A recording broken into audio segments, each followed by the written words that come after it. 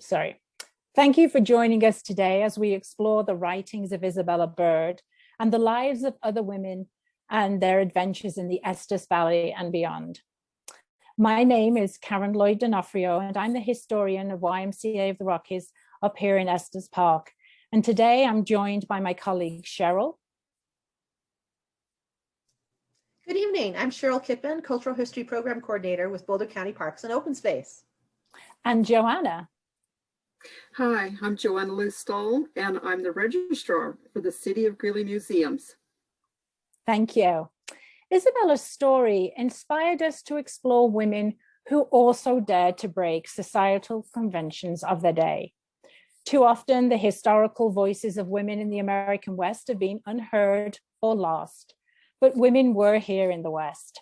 Despite the quote by Isabella Bird that this region was no place for tourists and women, we see their presence in the artifacts they used and left behind. We see them in their writings and in their handiwork, whether that's a beautiful sewn bed quilt or lovingly sewn clothes for their family, or perhaps a painting or a drawing of the landscapes they lived in. Women explored and worked in the American West in their own ways and on their own terms. There are so many voices waiting to be uncovered and stories to be told, but today we focus on just a few of the different voices we found in our collections. And to start us off, we're going to join Miss Isabella Bird.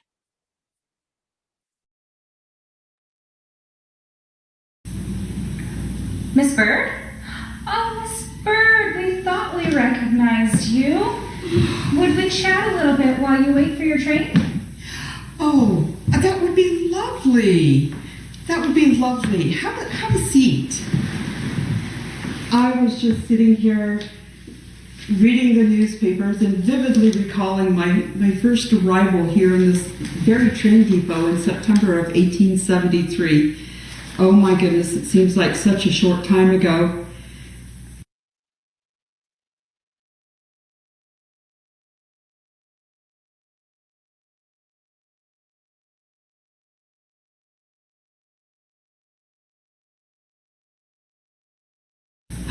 I had left Cheyenne on the Union Pacific train, and I was so glad to leave that God-forsaken, God-forgotten town. That God forgot it is written all over its face. There were rowdies and desperados shooting off their guns, riding up and down the street all hours of the day and night. There were murders and stabbings of almost an hourly occurrence in their drinking dens there. To arrive here in Greeley to your temperance colony was such a welcome contrast and change. As a matter of fact, I was writing to my sister Henrietta earlier, and I enclosed an article that I found in one of these newspapers. Let me read it to you. It's all about your Greeley temperance colony. And it says that Greeley was founded by an industrious class of immigrants from the East, all total abstainers and holding advanced political opinions. You bought and fenced 50,000 acres of land, constructed an irrigating canal, and it distributes its waters on reasonable terms. You already have a population of 3,000 and are the most prosperous and rising colony in Colorado, being altogether free from laziness or crime. A clause in your charter prohibits the introduction, sale, and consumption of intoxicating liquor. As a matter of fact, I heard that the men of Greeley have carried that crusade well beyond the town limits, pouring whiskey on the ground when they find it, and have ransacked 3 houses. So much so that the people living nearby do not want to bring alcohol into the town, and that your temperance movement is spreading and taking hold in nearby communities. Finally, it says that as the men have no bar rooms to sit in, that Greeley was asleep when other places were beginning their revelries, much like Cheyenne. I also found that your Mr. Ymca wrote a very nice article on me over here when I arrived. He said, "We have received a call from Miss Bird of Scotland, who is traveling not only across the continent, but across the world from the West. She is a literary lady and comes with high testimonials from distinguished men. She has just come from the Sierra Nevada mountains, which she traversed on horseback, and she came from California, from New Zealand and Australia, which countries she traveled on horseback at the rate of 40 to 50 miles per day, and yet she calls herself an invalid. She is stopping at present at the Colorado house and will soon take a horseback trip to the mountains." Well, my goodness, I have spent a lot of time here, and I didn't realize in Colorado, and I did not realize how wonderful my trip here in Colorado would be. Many newspapers wrote more about me.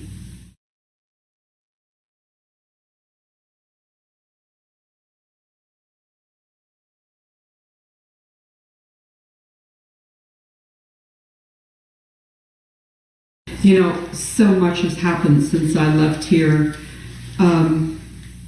many months ago now, by buckboard rather than by horseback. As you know, I tried out several horses and they just were not fit for me.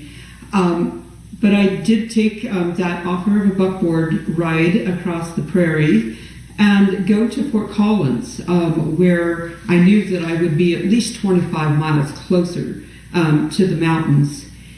My goodness, the fierce, ungoverning, blazing sun and heat on the prairie was just amazing. I had not felt that kind of heat since I left New Zealand. As a matter of fact, I was so glad that I still had my umbrella with me and I was able to use that. We followed the course of the Cache-la-Poudre River for the most part all the way there. I understand the Cache-la-Poudre provides your colony here with irrigating water and then joins the Platte River, which then becomes a part of the Missouri River. That was quite a wonderful ride the first part of the day when it was nice and cool. Well, we arrived in Fort Collins and I stayed there, it seems like for weeks and weeks, trying to find a way to get to Estes Park, and I just failed. Finally, I did find someone, though, who was headed down towards Longmont, and he took me as far as the St. Vrain Inn. There, I shared the woes that I had had in trying to get to Estes Park with the innkeeper there. He commiserated with me, and he asked me, he said, "Well, Miss Bird, do you fear cold? Can you ride a horse at a gallop? Can you ride a horse at all?" And I thought, well, evidently the articles did not precede me here, the one that Mr. Ymca printed in the newspaper, because surely, yes, I can ride a horse and definitely ride a horse at a gallop. Well, he said to me, he said, "Let me go and see what I can find for you." And he came back not too much longer, and he said, "I have found 2 young men, law students, who have just come up from Denver, and they are headed to Estes Park tomorrow morning. They have agreed to guide you there." I was ecstatic. Finally, I just felt that I needed to see Estes Park. My dear friend, Miss Rachel Kingsley, had written me when I had, just shortly after I had received my change of air prescription from my doctor. Yes, I was an invalid, but I felt that a change of air would do me good. And Miss Kingsley wrote and she said, "You must come to Colorado and you must see Estes Park. And I thought I would do that on her recommendation, but trying to find a way to get to Estes Park was very difficult. So I was ecstatic when those two young men offered to guide me. Well, the next morning, when they found me on my hired horse, riding astride with my bloomers on, then they were just, the looks on their face was just priceless. You see, I had made myself, when I was in the Sandwich Islands, a Hawaiian riding costume, I guess is the way to term it, complete with a pair of bloomers. Bloomers, you know, are recommended by doctors for the safety of women and their health.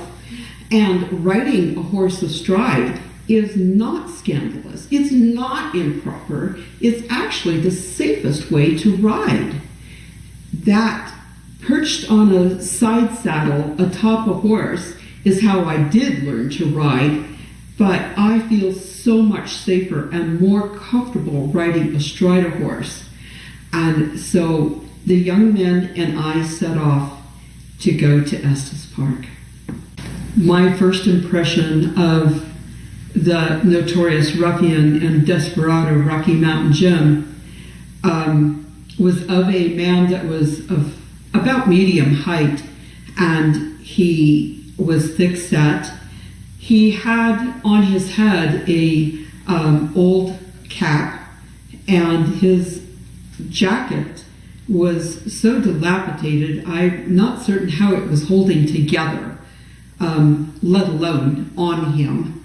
I think the digger's scarf that he was wearing around his waist had something to do with that. In his digger's scarf around his waist was a knife, and sticking out of his jacket pocket up here was his bosom friend, as he would later refer to it, a revolver. It was just amazing how that clothing hung together and hung on him at all. But even more remarkable was his face. One side of it, he was an amazingly, strikingly handsome man. Golden blonde hair and one blue eye. The other side of his face was missing an eye. However, as we entered into a conversation, I somewhat forgot his appearance and his reputation, because his manner and his language was that of a chivalrous gentleman, and he was so polite. His easy way of talking and his language made me forget all about his looks. But then, of course, he had seen me, of course, looking at his face, and he told me that the loss of his eye was due to an encounter with a grizzly bear. That grizzly bear had put him into a death hug and scratched him all over, broke his arm, and had left him for dead. As we were leaving, he asked very, very courteously if he might call on me at the Evans Ranch.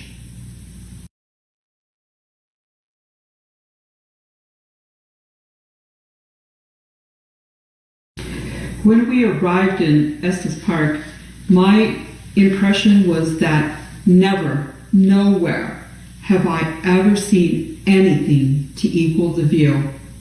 Guarded by sentinel mountains of fantastic shape and monstrous size, with Long's Peak rising above them, all in unapproachable grandeur, while the snowy range with its outlying spurs, heavily timbered, come down on the park, splashed by stupendous canyons lying deep in purple gloom.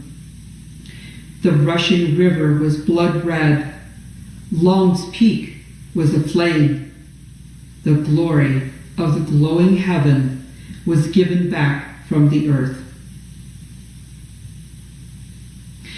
I obtained a small cabin, as I mentioned, on the ranch of Griffith Evans and his wife, who provided me not only a clean cabin, but abundance of well-cooked food. We had fresh meat daily, bread, vegetables, tea and coffee, and a milk that was like cream. It was wonderful. My cabin was clean, as I mentioned, and had a nice hay bed with 6 blankets on it.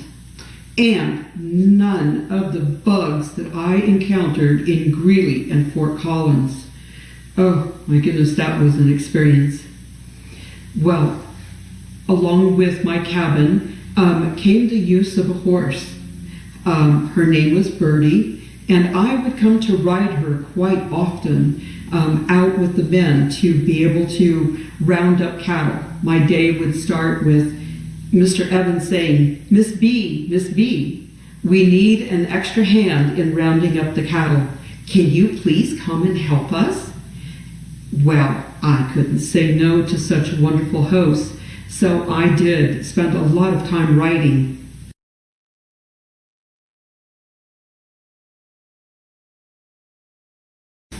You know, Long's Peak, I had heard was ascended for the first time 5 years ago, and I thought I might like to attempt it. But Mr. Evans, he threw cold water on that project right away. He said the winds would be too strong, the weather was too unsettled and unpredictable, and that I shouldn't go. Well, then he came back a few days later, and he said the weather was looking a lot more settled, and that if it stayed nice like it was, that we should try that. I should make it at least as far as the timberline, and that would be a trip worth going on. Well, Rocky Mountain Jim decided right away that he would be happy to lead our little expedition, and the 2 young men who had guided me to Estes Park, Mr. Platt Rogers and Mr. Sylvester Downey, were happy to go along as well. We started preparations right away. My guide, Jim, suggested that we not take pack horses and save some expense, so we packed everything that we could on our saddle horses. Mrs. Evans, she started cooking up a storm so that we would have plenty of food to take with us. And behind my saddle, I had 3 camping quilts and a blanket to take with me. The stack was so high it reached up to my shoulders. Well, as we were getting ready to go, Mr. Evans saw me limping around in my boots, and I shared with him that they had grown quite worn on my journeys, and they were very uncomfortable. So he said, I have a small pair of boots that should fit you fairly well. Let me get those for you. And he brought them to me, and I tried them on, and he was right. They were much more comfortable than what I had been wearing. He also offered me a piece of advice. He said, Miss B, treat Jim as a gentleman, and you will find him one. But then he added the pronouncement that when Jim had liquor in him, he was the most awful ruffian in all of Colorado. Well, I listened to that advice, and knowing Jim as I had come to know him, I had many, many conversations with him, and I felt that in the end, after our trip, that Jim was a man that any woman might love, but no sane woman should ever marry. The ride was one of a series of glades and surprises, of lake and stream, of mountains and upon mountains, culminating in the rent pinnacles of Long's Peak, which looked grander and ghastlier as we crossed an attendant mountain 11,000 feet high. We arrived at our camping spot and we hobbled the horses. We used our camping blankets on top of little pine shoots, and those gave us a nice springy bed. And then we used our inverted saddles as our pillows. At 9 o'clock that night, it said that the temperature was 12 degrees. The next morning, we rode as far as what can rightly or wrongly be called the lava beds, an expanse of large and small boulders with snow in the crevices. We left the horses hobbled there. Soon, the rarefied air began to oppress our breathing, and I found that Evan's boots were much too large, and I had no foothold. Fortunately, before the true ascent began, we miraculously found underneath a rock a pair of small overshoes, probably left there by the Hayden expedition.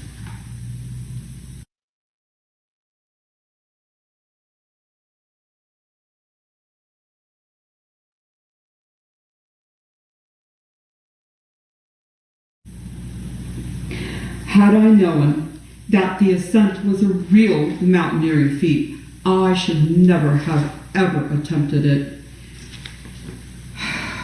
I was humiliated by my success because it seemed that mostly what happened was that Jim hauled me up that mountain like a bale of goods. He pushed, he pulled, he put a lariat around my upper body and underneath my arms and pulled me. And then we got to a part where we went around a corner and we beheld what made me perfectly sick and dizzy to look at, and that was the terminal peak itself.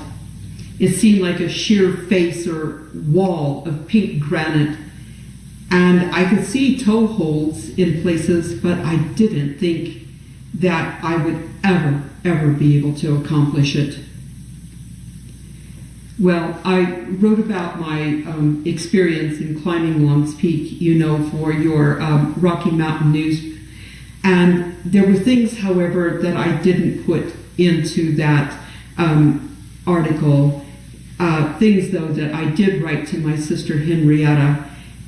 Let me share some of those things with you from a letter that I wrote to her. As this account of Long's Peak could not be written at the time, I am much disinclined to write it, I wrote to her, especially as no sort of description within my powers could enable another to realize the glorious sublimity, the majestic solitude, and the unspeakable awfulness and fascination of the scenes in which I spent Monday, Tuesday, and Wednesday. Long's Peak, 14,700 feet high, blocks up one end of Estes Park and dwarfs all surrounding mountains. It is one of the noblest mountains, but in one's imagination, it grows to be much more than a mountain. It becomes invested with a personality. From the summit, we're seeing in unrivaled combination all the views which had rejoiced our eyes during the ascent. It was something at last to stand upon the storm-rent crown of this lonely sentinel of the Rocky Range, on one of the mightiest of the vertebrae of the backbone of the American continent, and to see the waters start for both oceans. We placed our names with the date of the ascent in a tin can, and then placed that within a crevice, and we descended to the ledge, sitting on the smooth granite, getting our feet into cracks and against projections, and letting ourselves down by our hands. The last 200 feet across the lava rocks were the most tiring. On the descent, I had various falls. At one point, my frock caught on the edge of a rock, and Jim had to sever it with his knife to free me. I fell, fortunately, into a crevice of snow. It took, I'm sure, hours and hours and hours to finally get down to the place where we had left our horses hobbled just before the lava beds. And I was lifted onto my horse. And when we got back to the camp, I was lifted off my horse, placed on the ground, rolled in my blankets, and left. It was the most humiliating end to a mountaineering feat that has no equal in my memory of anything I've ever accomplished before in my life. We went back down to the Evans Ranch, and the very next day, snow fell on the peak, and it wouldn't have been accessible for another year to be able to climb it. I was fortunate enough to be able to do that with much help. Oh, I believe I hear the train whistle. And alas, my time here is coming to an end in Colorado. Once I get home, I will write about all my adventures and put them in a book, and I hope that you will all read it. You know, I write those letters to my sister Henrietta as a way to remember all of my experiences clearly, and she saves those for me so I can write when I get home. But I see that the train is coming, or hear that the train is coming, so thank you so much for asking me to share my memories with you.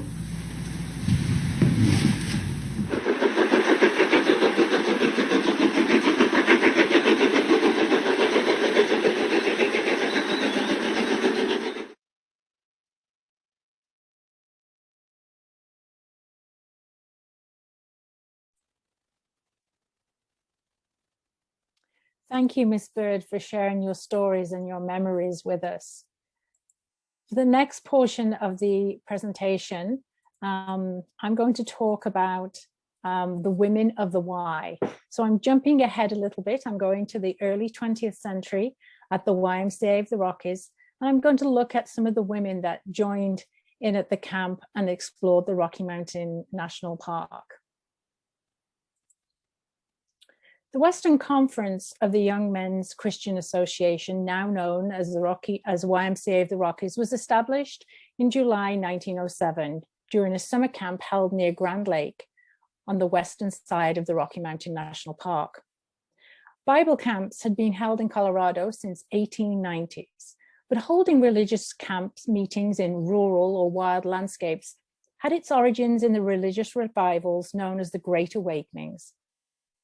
Being in awe-inspiring nature brought worshippers closer to God and his creations. The Western Conference held their first training encampment at the Wind River Lodge in 1908. And we see a picture of the original Wind River Lodge there on the right-hand side of the slide. The resort bordered what would become the Rocky Mountain National Park, and it looked eastward down the valley to where the town of Estes Park now lies. With its beautiful and breathtaking views of the Mummy Range, Mount Ypsilon, and Long's Peak, the Western Conference decided to purchase the property as a permanent camp for training conferences. It was an idyllic location to hold training schools for the YMCA workers. The camp was far enough out of town and away from the throngs of tourists flocking to the mountain communities to escape the heat of the urban cities and the plains. The wooded hillsides, the running waters of Wind River and Glacier Creek, and the mountains created just the right setting for contemplation, inspiration, and education. In the photograph on the left, you can see a group of Y men who work predominantly with inner city youth posing for their conference photograph. This was typical of the types of training schools held each summer at the Estes Park camp. Like Isabella Bird, the women who attended the camp came from a religious background.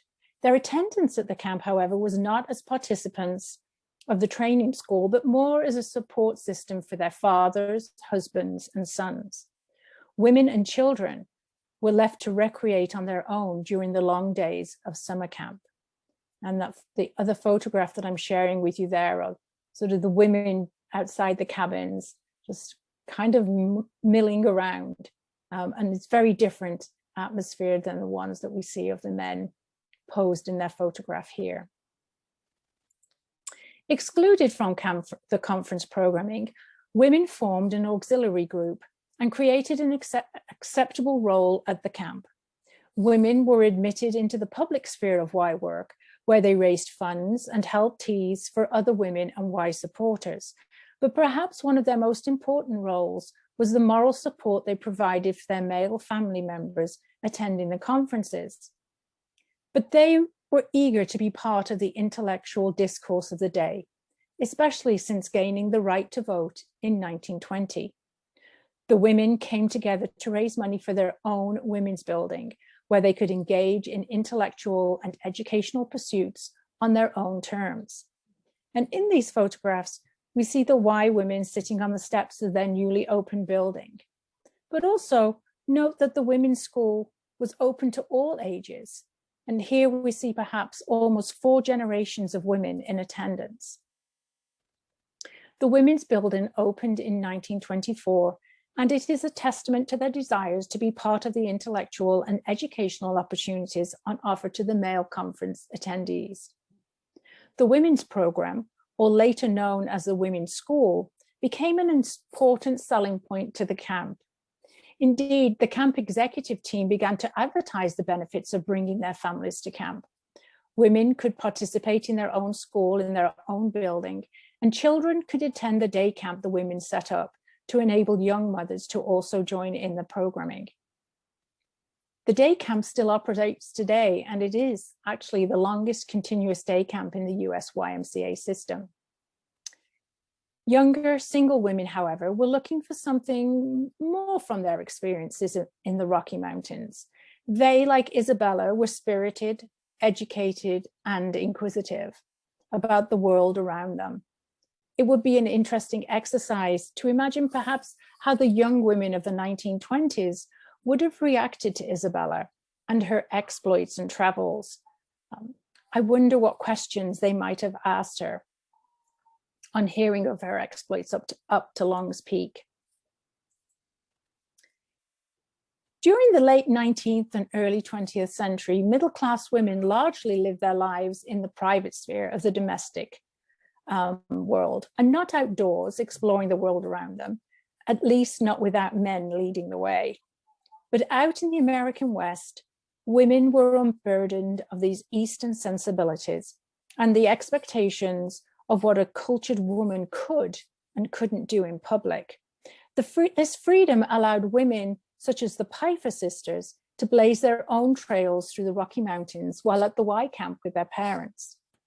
The sisters, Anne and Isabel, were the daughters of Mr. R.C. Pfeiffer, who was at the time the YMCA secretary, a board member, and instructor at the Estes Park camp. Their first visit to the camp was about 1920, when Anne, pictured here, was nearly 20 years old. Note her clothing. Anne and Isabel often wore knee-high boots, a loose blouse, and men's pants during their many hikes into the national park and up Long's Peak. They studied maps, they took ranger hikes, and they explored the natural world around them before they began to lead their own hikes, fashioned on those organized by Enos Mills. One of their most rigorous hikes was the 26-mile round trip up Long's Peak. Starting at around 3 or 4 in the morning, they hiked up the Wind River Trail to Long's Peak Inn. Here, they often ran into Enos Mills, who gave them perhaps words of encouragement as they headed off towards the mountain.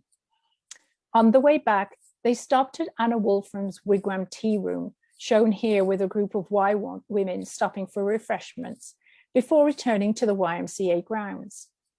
Anna Wolfram herself broke the mold. She homesteaded as a single woman before branching out to set up the tea room along the popular hiking trail. The sisters led informal hikes for camp attendees for about 4 years. and hiking became a popular activity at the camp. And by 1963, the Y Camp had established a permanent hiking program. It was based on the tenets of the Pfeiffer hikes and included subjects such as nature studies, an appreciation of the natural world, and good conversation.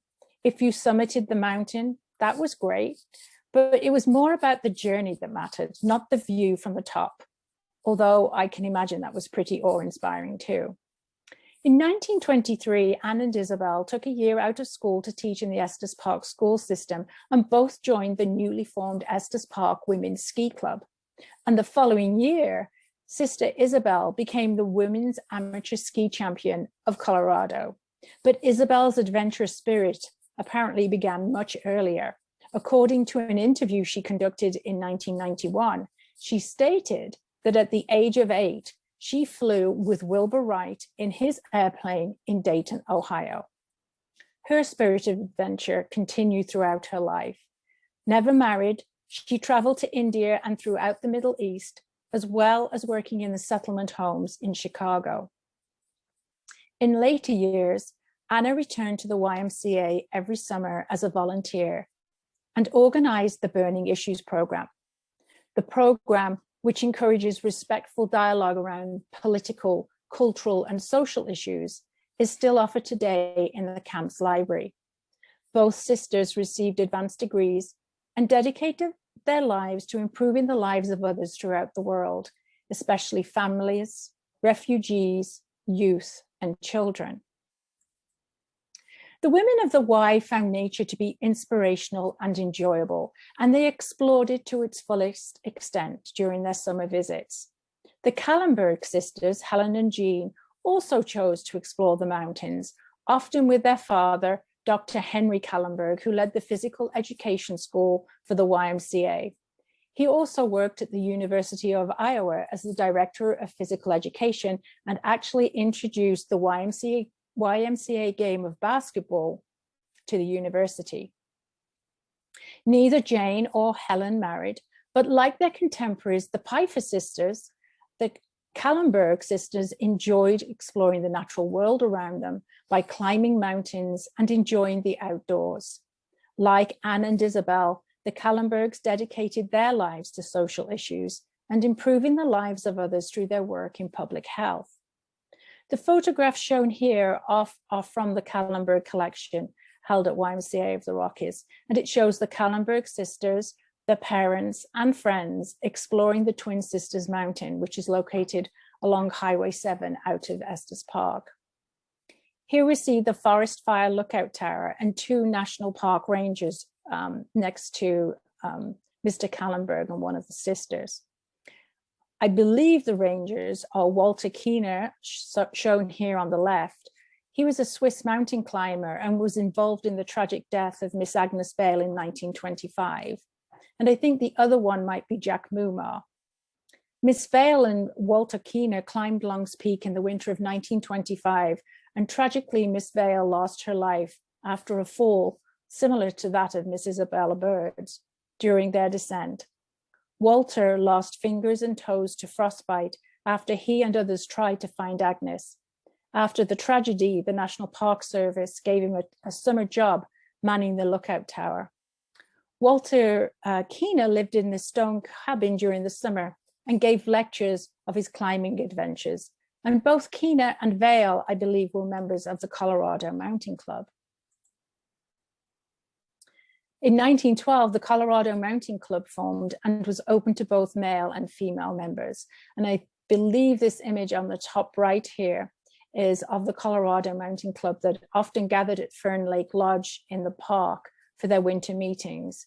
Once the national park was formed, park rangers actually accompanied them on their excursions. As we see from the photographs shown here, women often adapted their clothing to the arduous treks up the mountains or when enjoying the outdoor life. Forgoing the long skirts of Isabella Bird and perhaps their mother seen here in the center of the slide. Instead, they adopted bloomers, knickerbockers, or even men's clothing to make the journey into the mountains. The following slides will provide us with further opportunities to see how women participated in the outdoors, And unfortunately, while these images are from our collections, I don't know, not yet, who these women are. Other than the photographs, which in of themselves give us a clue to how important it was to these women to have their outdoor explorations captured on film, we have little understanding of their experiences in nature. They didn't leave any written text behind that we've come across, but I think they were having fun. Before we move on, however, I want to share this quote from the Golden Weekly Globe with you. It was written on March the 14th in 1874, and the author is unknown, but I think it was probably written by a man.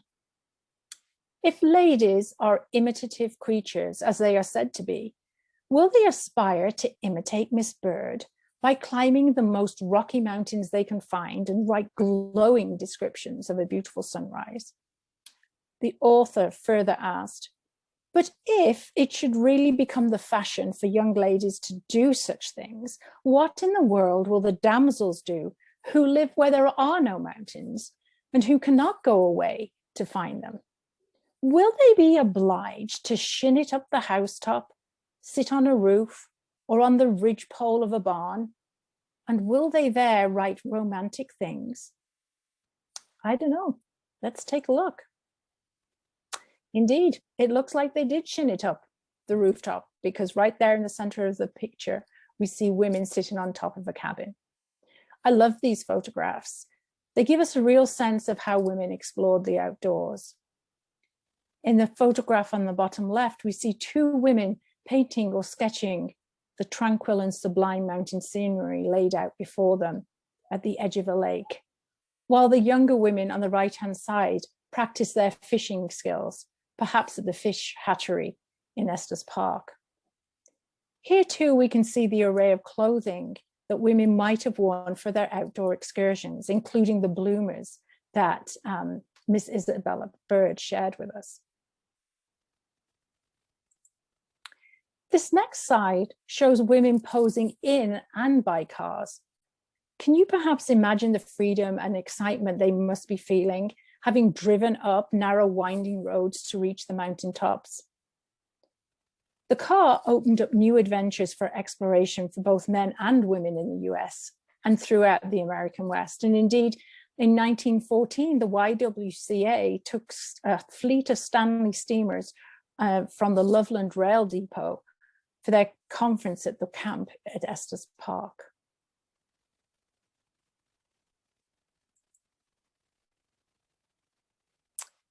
I think this is probably one of my most favorite photographs. It really epitomizes friendship, freedom, and fun as the women are scooting down the ice flow there on their bottoms. The women discussed here came from middle-class families that valued their daughters' education. Young women used their curious minds and confidence to explore worlds that were traditionally closed to them, and often they took to the mountains on their own terms, as leaders and not as followers.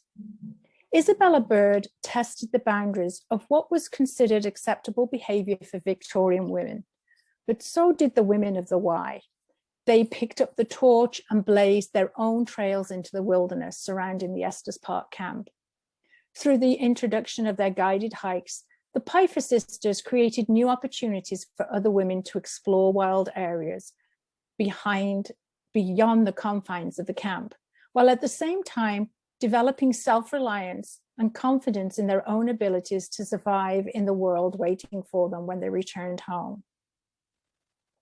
While women were here in the American West, their stories have often been left untold, yet when we look closer, we see that these women created their own spaces in the outdoors, whether that be by recreating and exploring mountains or by building a new life as a homesteader or a school teacher in the American West.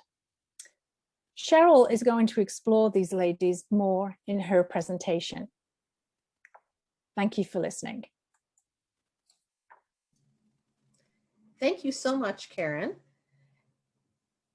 And this gives us a lot to think about Rocky Mountain women and those who broke the mold and maybe some of those who didn't.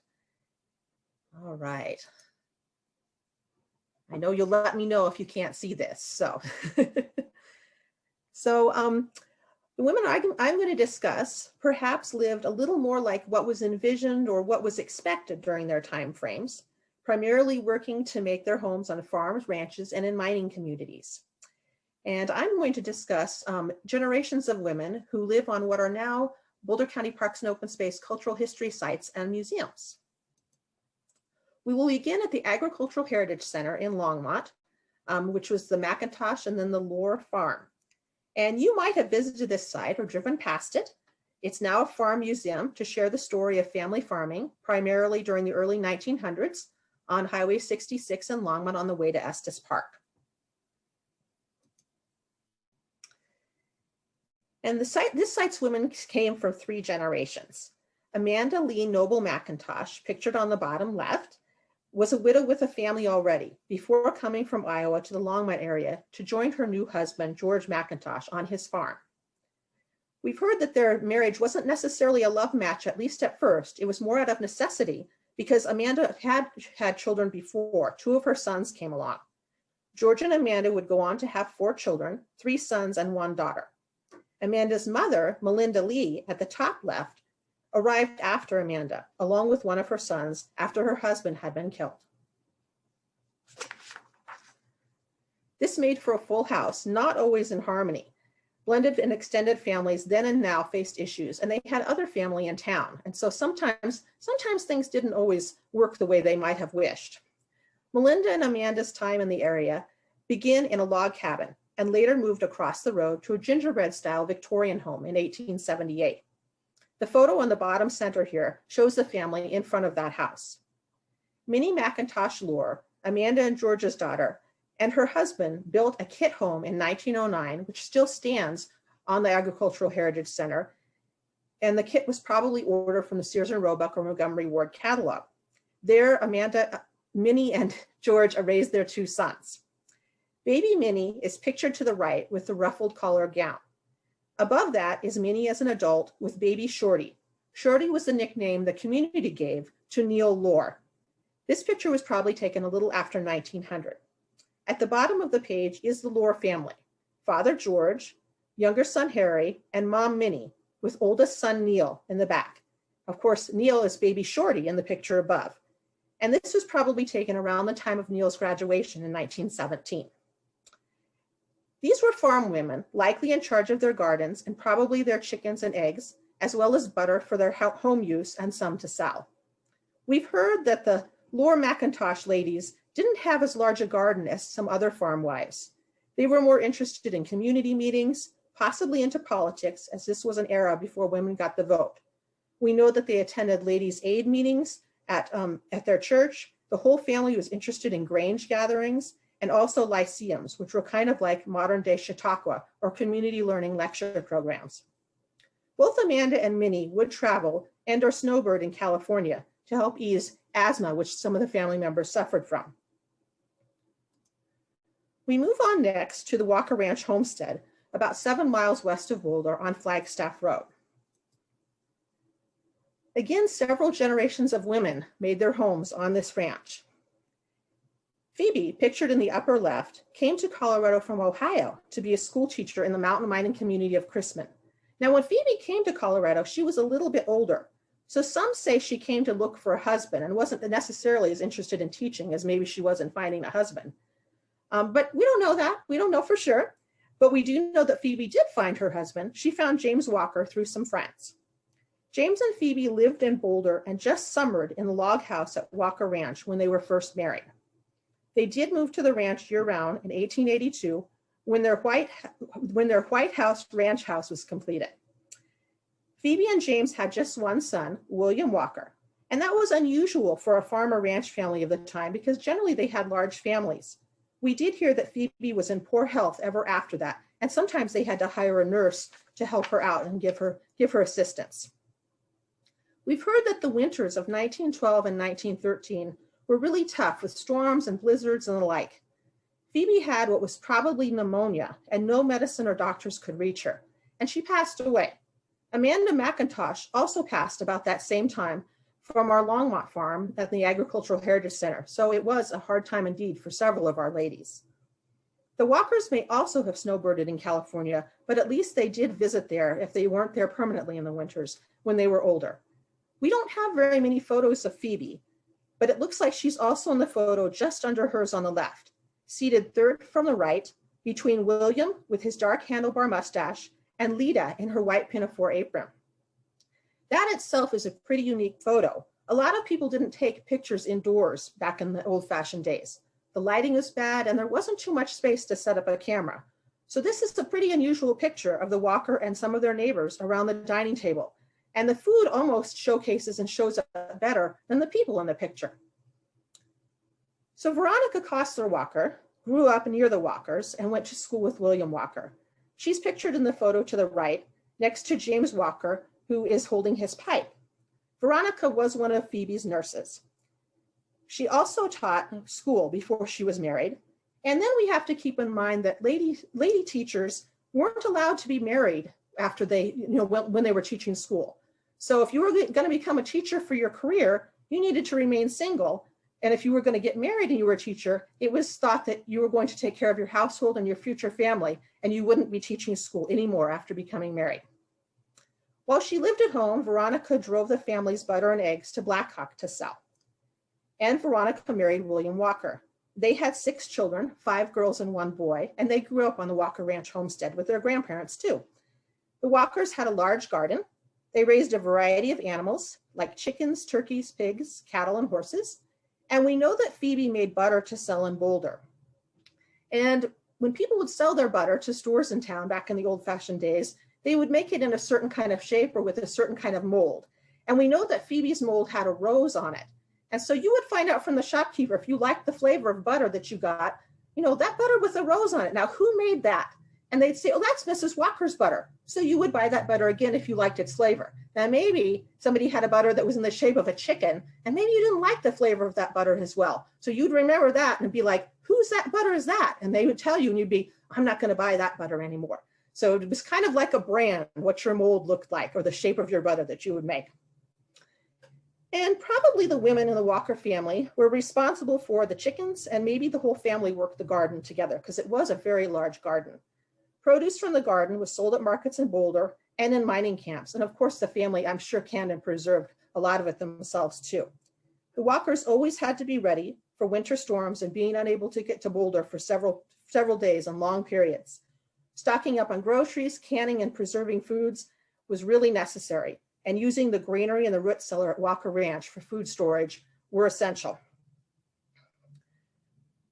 So the Walker granddaughters, the 5 girls and their brother, like their parents before them, attended a one-room school on or near the ranch with other local children. And they are pictured with Grandpa Walker and Mom Veronica to the lower right. The Walker girls remembered the hand-crank Victrola record player that their Grandpa Walker had. He would tell them that there was a monkey inside of it and to keep their hands out of it so that they wouldn't break the Victrola or maybe hurt themselves too. The girls also remembered during winter times being cooped up in that White House ranch house and playing games in the house. And they said things got kind of rough and a little bit wild. Furniture got knocked over and all sorts of things.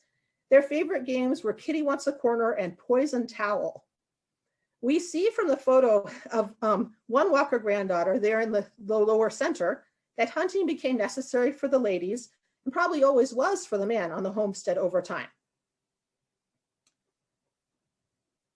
And we will move on now to the Assay Office Museum in 4 Mile Canyon's Wall Street community. Wall Street was named after the famous and wealthy Wall Street in New York City. Charles Carroll had big utopian dreams for the area and got investors and workers for his mining and innovative milling operation there. The Baileys were some such employees. And again, we have several generations who lived in the Assay Office area and in the Wall Street community. Rose Bailey was the mother to the first James Bailey, James E. Bailey, and his brother Thomas, who set up the Assay Office in the area to let miners know, how their pay dirt was paying off. We are not sure if Rose lived in Colorado and in the area, but we know she visited. The photo of her with the mining cart and a pick or shovel is there in the center of the page. And this kind of reminds me of some of the silly pictures that we all take, especially maybe we're on vacation nowadays. So it kind of seems to me that maybe Rose was a fun lady and had a good sense of humor. We don't know for sure. Gertrude and Jane were the wives of the first James Bailey and his brother Thomas. The families lived in Denver as well as Indiana, while their husbands started and worked the assay office in Wall Street. The two couples are in the center photo. And sometimes the families visited Wall Street in the summer times. The assay office was downstairs, and upstairs were living quarters and a pool hall in that assay office building. Nota Bailey, with the headband and ringlet curls in the photo to the left, and her brother and she are pictured in the photo up above, helping their dad mine. Many children and wives also walked lunches to the men in their families working in the mines. Depending on the time of the year and the time of the day and how fast or slow they walked, sometimes they walked part of the way in the dark. Gertrude would be a widow after her husband was killed in a mining accident in the 1920s. She then moved with her children Nota and James F. Bailey, the second James Bailey, into the assay office. By then, the mill at Wall Street and the heyday promised by Charles Carroll was done with. He was found to be kind of a swindler and a scoundrel. Wall Street never lasted as the big, prosperous town that was hoped for, although it did have a store, school, and other businesses of note for a while. James F. Bailey found the smaller community and school of Wall Street more welcoming. After the age of about 5, he was unable to hear, and so Wall Street life was easier and more accepting of this. Dee Schultz Bailey, the daughter of a miner whose family also summered in the area, met James Bailey at a local dance. Dee, pictured in her wedding dress with her sister in the upper right corner, would live in the area, mainly in the assay office after marrying James until her death in the late 1990s. Weekly dances and music in the mining communities were really important social events. Some communities even put a piano on a truck bed or trailer and drove it up and down the streets, playing and singing as traveling entertainment. And we've heard that they did that in the Wall Street community. Other social and educational occurrences took place too. The photo in the lower right shows Mother Bailey, Gertrude Bailey, with her sewing class of young ladies. Now we know that classes like this in some of our other communities that we've talked about today were sponsored by Granges or Extension Services. We're not sure about Wall Street or if this is just something Mother Bailey did herself to help out the young ladies in her community.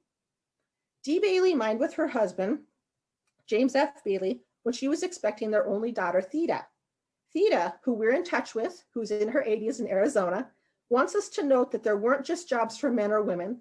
At her time in Wall Street, you did what was needed. Didn't matter who it was. Theda also helped her dad with mining, and other mining community ladies helped run sluice boxes. Some mining community women worked outside their homes too. They would run boarding houses for miners. They would work in local stores, work at cleaning houses, and in other sorts of businesses. Dee worked for another one of the ladies we're going to be discussing in this program later. She worked in one of Goldie Cameron's restaurants in Nederland. We will move on now to Altona School, the Altona community northwest of Longmont. Altona School now is on Ohio Valley Ranch, but Altona was a thriving community in itself. It had a general store and a blacksmith shop. It served residents living nearby and maybe began as a place to stock up on supplies for those heading up Left-Hand Canyon Road to the mountains to mining areas. And there's still an Altona Grange that holds activities in this kind of community center too. And here we have a grandmother and a granddaughter associated with Altona School and the Altona community. Lena Mole is on the photo to the left, and she attended Altona School and graduated from it about 20 years after the school had been built. Altona School was a school from the 1880s to the 1940s. And we have just one interior photograph of Altona School, and that's there to the upper right. And we're very lucky to have that. Again, interior photos weren't taken very often, like we talked about before. This picture, I think, is from maybe about 1906. And Lena is in this picture also. She's the young lady closest to the window. Lena would come back to teach at the school, and her two sons attended Altona School. Her granddaughter, Judy Gould, who is now Judy Dayhoff, lives in the area just south of Ohio Valley Ranch in the schoolhouse. And we really enjoy hearing from Judy. She's a great supporter of Altona School and is really helpful in sharing the area and her family's history with us. We move on now to Nederland and the Nederland Mining Museum. And we're going to discuss Goldie Cameron now. And Goldie Cameron is probably the biggest Colorado mold breaking woman of my group. She was born in Illinois in 1893, and Goldie was from a performing family. Her dad had had a traveling medicine show, and her mom was a dog trainer, a pretty famous, well-known dog trainer we hear. At the age of 17, Goldie's mom allowed her to join a traveling lady wrestling show. And I think it would be pretty interesting to see some of the photos from that and see what their wrestling was like. And in 1913, Goldie joined Buffalo Bill's Wild West show.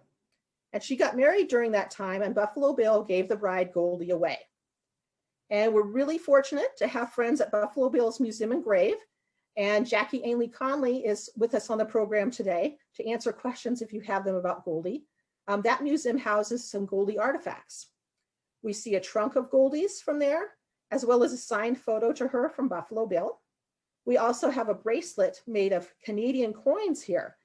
And it's the initials it's engraved with show that it was likely a gift to Goldie from one of her husbands. And there are two photos of Goldie Cameron here. The photo in the lower center was taken in the 1970s. And that was when Goldie was crowned along with another gentleman. He was as Colorado senior royalty. The photo on the lower left shows a younger Goldie, and he was taken by one of her husbands. Goldie worked on the Caribou and Tucker ranches, and I believe those are both parts of Boulder County Parks and Open Space now. Like her mom, Goldie was a dog trainer as well, and the dogs Goldie trained served in World War II. After her Buffalo Bill Wild West days and her ranching days and her dog training days, Goldie then made her way to Nederland. And from the time period of 1945 to 1959, Goldie ran 3 restaurants in Nederland along East First Street. And the photo there in the upper left-hand corner shows a photo of one of Goldie's bars that was in one of her restaurants. It's now at the Nederland Mining Museum, and it kind of welcomes people into the mining museum. It's really a beautiful and impressive piece. And Goldie was a single mother, like Gertrude Bailey. So part of Goldie running her restaurants, it was said, was to, of course, be able to support her son. And next, we will have the sources for my part of this program. And then I think it's time to do some question and answer from all of you and see if we have anything in the chat as well.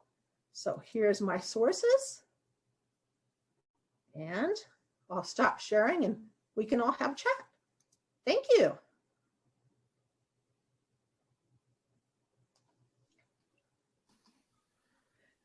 Thank you, Cheryl. Yeah, thanks. That was lovely. That was a wonderful presentation. We don't have any questions in the chat. I'm not sure if you would like to open up or unmute people, or if you'd like people to go ahead and put stuff in the chat. I think we could do it either way. So if anybody has a question and they'd like to ask, they can. And I see that Linda has shared that she does Isabella Bird presentations too, and that's so awesome. So and Jackie has photos of Goldie wrestling. Oh, cool, Jackie. I'm very curious. She's going to share. Oh, good. See it? Yes, we can see it. Yeah. So here's one. Sorry,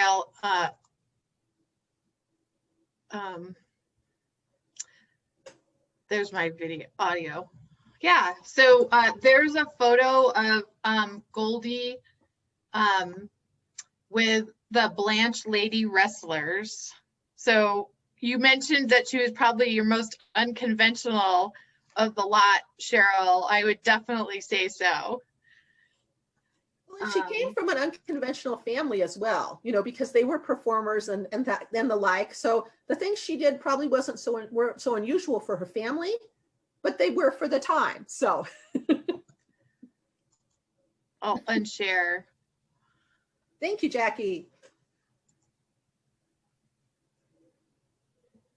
It's still wanting to show your screen, it looks like. I know, I can't. Very eager.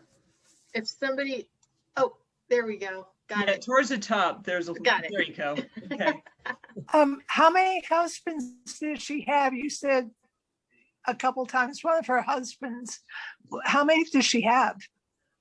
2, I believe, right, Jackie? She did have 2. She divorced. They divorced. They divorced. Well, they divorced both times. Oh, okay. Thanks. Can I share what's important about her wedding? Did you share that, Cheryl? Oh, go ahead, Jackie. I know Buffalo Bill gave her away, but there's probably other things you know that we might not. Well, so her wedding was in Madison Square Garden with Harry Walters. But what was amazing was 2 days before the wedding, she was a very hardy person. I don't think I would have, I'm not made of the same stuff as Goldie. So 2 days before the wedding, her horse that she had been riding in Madison Square Gardens was actually spooked. And so it charged into the stands and she was thrown into the stands. And everybody was really worried about her. But she still showed up 2 days later for the wedding, married Cody. And then not more than 6 months later, she was involved in a stagecoach accident where on the Deadwood stagecoach, it rolled over on her actually. Other people were thrown, it broke her leg. And then she's riding and she's on a horse, and this is terrible, but she didn't duck when it went through one of the entrances into another arena. So it knocked her off the horse. And then there's records of her getting 15 stitches in another show.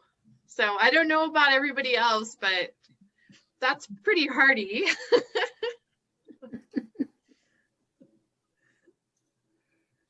For sure. Does anybody have anything else they'd like to ask, or any comments you'd like to make? Or maybe you have stories about other Colorado women of the past that you know. These are just a few that we found, but we know there's many more.